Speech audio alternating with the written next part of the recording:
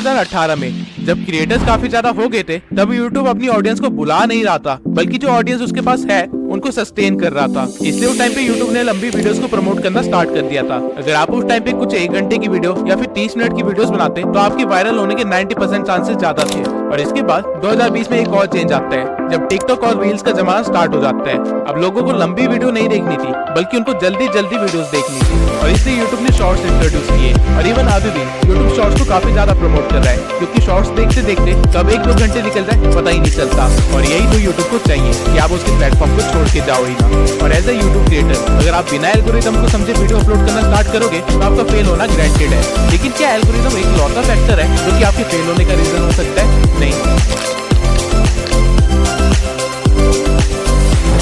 अगर आप अभी तक इस भ्रम में जी रहे हैं कि आप रोज वीडियो डालेंगे और आपकी कोई ना कोई वीडियो तो वायरल हो ही जाएगी, तो आप बहुत ही जल्दी अपनी मेहनत और टाइम बर्बाद करके क्विट करने वाले हैं। क्योंकि आपको इस चीज को समझने की बहुत ही ज्यादा जरूरत है कि quality over powers quantity.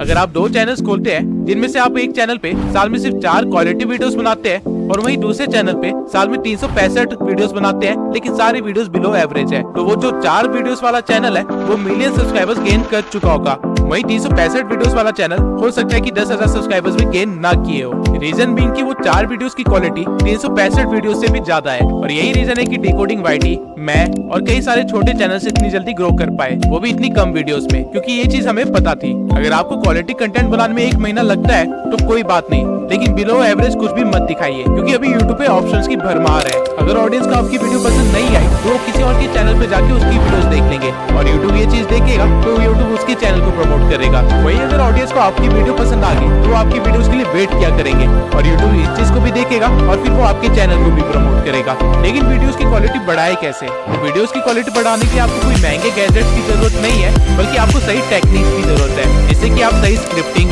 Voice over और एडिटिंग कर पाओ। अब और भी कई सारे फैक्टर्स होते हैं जो कि क्वालिटी कंटेंट बनाने के लिए इंपॉर्टेंट होते हैं, लेकिन ये 3 चीजें बेसिक है। और अगर आपको इसको अच्छा करना है तो आप मेरी how to grow on YouTube playlist देख सकते हैं, जहाँ पे मैंने हर एक पॉइंट को अच्छे से डिटेल में एक्सप्लेन किया हुआ है। और जब आप ये प्लेलिस्ट देख के ग्रो हो जाएंगे, तब आपको रियलाइज होगा कि आप वो सारी गलतियां करने से बच गए जो कि हमने सालों तक की थी।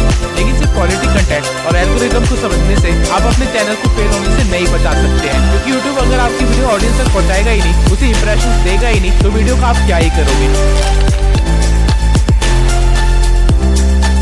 अगर आपको नहीं पता कि रिटर्निंग व्यूअर्स कैसे इंक्रीज करें, या फिर न्यू व्यूअर्स को कैसे गेन करें, या फिर अपनी वीडियो को रैंक कैसे करवाएं, या फिर CTR, RPM, CPM जैसी चीजें क्या होती है, तो आप एक बड़े से जंगल में बिना मैप के निकल चुके हैं, जहाँ पे आधे रास्ते में आपको YouTube नाम का एक शेर खाने वाला है। SEO में रैंक करने के लिए बेसिकली आपको 3 चीजों की जरूरत होती है: टाइटल, कीवर्ड्स और थंबनेल। और इनके सिवाय अपने SEO को ट्रैक करने के लिए और उसे और भी ज्यादा इंप्रूव करने के लिए आपको YouTube के एनालिटिक्स को अच्छी तरह से देखना आना चाहिए, क्योंकि अगर आपको अपना एनालिटिक्स समझ नहीं आ रहा है तो आप अपनी ऑडियंस को नहीं समझ पा रहे हो। एंड अगेन, अगर आप अपनी ऑडियंस को समझ नहीं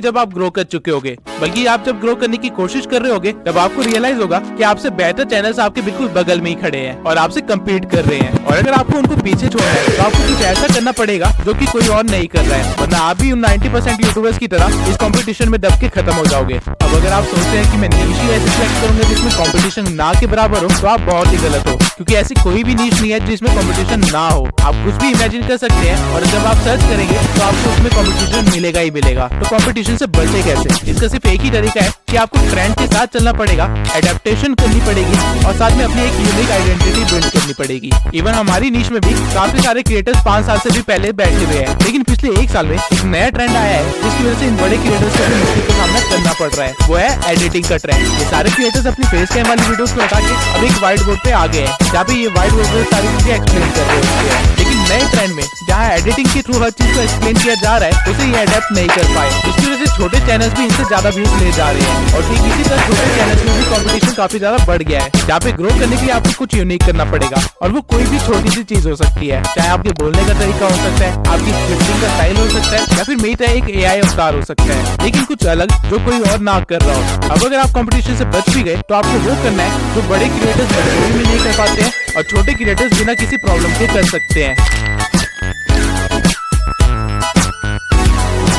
2024 में हर क्रिएटर को पता है कि उसकी ऑडियंस की वैल्यू कितनी है, इसलिए वो रेगुलर बेसिस पे Q&A और लाइव स्ट्रीम्स करते रहते हैं। लेकिन अगर आपने इन चीजों को इग्नोर करने की गलती की तो आपका यूट्यूबर बनने का सपना ही रह जाएगा। ऑडियंस को कोई सेलिब्रिटी नहीं चाहिए, बल्कि उनको एक मेंटोर या फिर एक फ्रेंड चाहिए जिससे वो इन्फ्लुएंस हो सके या फिर जिसके साथ वो आगे बढ़ सके। क्रिएटिव फ्रेंड्स आप तभी क्रिएट कर सकते हैं अगर आप उनसे एंगेज हो, डायरेक्ट DM के थ्रू, कमेंट्स के थ्रू, Q&A के थ्रू या फिर लाइव स्ट्रीम के थ्रू। जब तक मेरे इस चैनल पे 10,000 सब्सक्राइबर्स नहीं होते तब तक मैं अपने इंस्टा पे डायरेक्ट DM के थ्रू हर एक बंदे का रिप्लाई किया करता था और उनकी हेल्प करता था। मैं पर्सनली भी काफी लोगों को गाइड किया है और मैसेजेस के थ्रू मैंने 1000 से भी ज्यादा लोगों से एंगेज किया है और उनको इस बात से खुशी मिलती है। वो लोग मुझे एज ए यूट्यूबर से बढ़ के एक फ्रेंड और एक मेंटोर की तरह देखते हैं और अनकंडीशनली सपोर्ट भी करते हैं और इसी वजह से मेरा नेटवर्क भी इतना स्ट्रॉन्ग हो पाया